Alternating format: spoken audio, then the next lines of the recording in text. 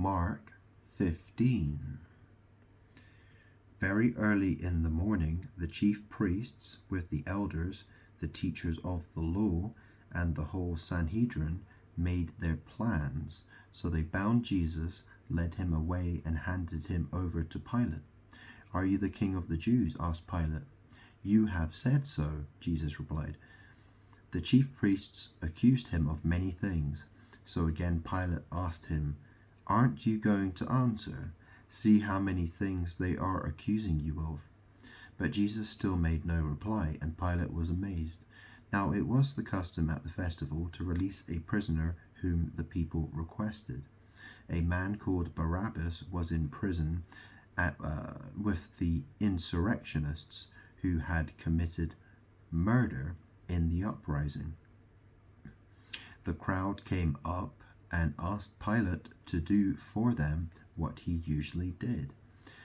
"Do you want me to release to you the king of the Jews?" asked Pilate, knowing it was out of self-interest that the chief priests had handed Jesus over to him. But the chief priests stirred up the crowd to have Pilate release Barabbas instead.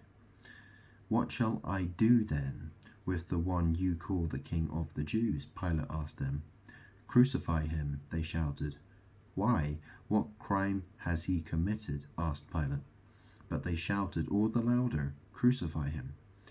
Wanting to satisfy the crowd, Pilate released Barabbas to them. He had Jesus flogged and handed him over to be crucified.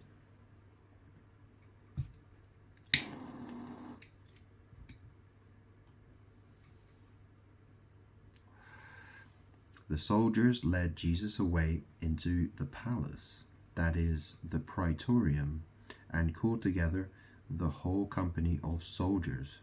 They put a purple robe on him, then twisted together a crown of thorns and set it on him. And they began to call out to him, "Hail, King of the Jews!" Again and again they struck him on the head with a staff and spit on him. Falling on their knees, they paid homage to him, and when they had mocked him, they took off the purple robe and put his own clothes on him. Then they led him out to crucify him. A certain man from Cyrene, Simon the father of Alexander and Rufus, was passing by on his way in from the country, and they forced him to carry the cross. They brought Jesus to the place called Golgotha, which means the place of the skull.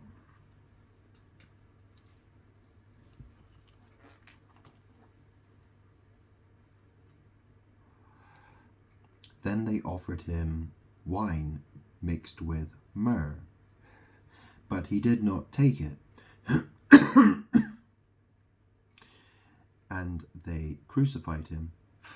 Dividing up his clothes, they cast lots to see what each would get. It was 9 a.m. when they crucified him. The written notice of the charge against him read, "The King of the Jews." They crucified 2 rebels with him, one on his right and one on his left. Those who passed by hurled insults at him, shaking their heads and saying, "So, you who are going to destroy the temple and build it in 3 days, come down from the cross and save yourself." In the same way, the chief priests and the teachers of the law mocked him among themselves. "He saved others," they said, "but he can't save himself. Let this Messiah, the King of Israel, come down now from the cross, that we may see and believe." Those crucified with him also heaped insults on him.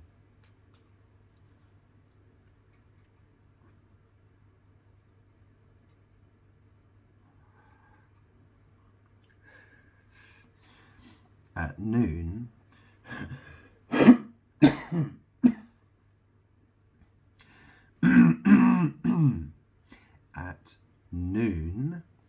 darkness came over the whole land until 3 in the afternoon.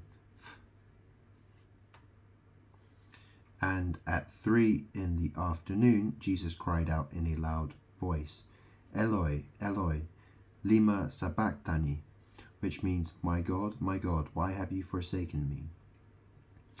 When some of those standing near heard this, they said, Listen, he's calling Elijah. Someone ran, filled a sponge with wine vinegar, put it on a staff, and offered it to Jesus to drink.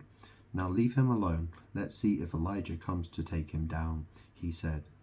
With a loud cry, Jesus breathed his last. The curtain of the temple was torn in two from top to bottom. And when the centurion who stood there in front of Jesus saw how he died, he said, Surely this man was the Son of God. Some women were watching from a distance. Among them were Mary Magdalene, Mary the mother of James the younger, and of Joseph, and Salome. In Galilee, these women had followed him and cared for his needs. Many other women who had come up with him to Jerusalem were also there. It was preparation day, that is, the day before the Sabbath. So as evening approached, Joseph of Arimathea, a prominent member of the council, who was himself waiting for the kingdom,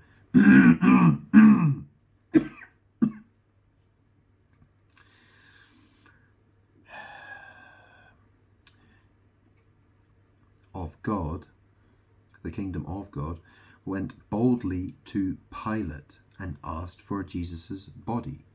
Pilate was surprised to hear that he was already dead.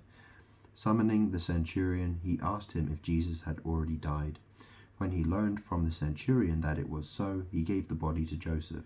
So Joseph bought some linen cloth, took down the body, wrapped it in the linen, and placed it in a tomb cut out of rock. Then he rolled a stone against the entrance of the tomb. Mary Magdalene and Mary, the mother of Joseph, saw where he was laid.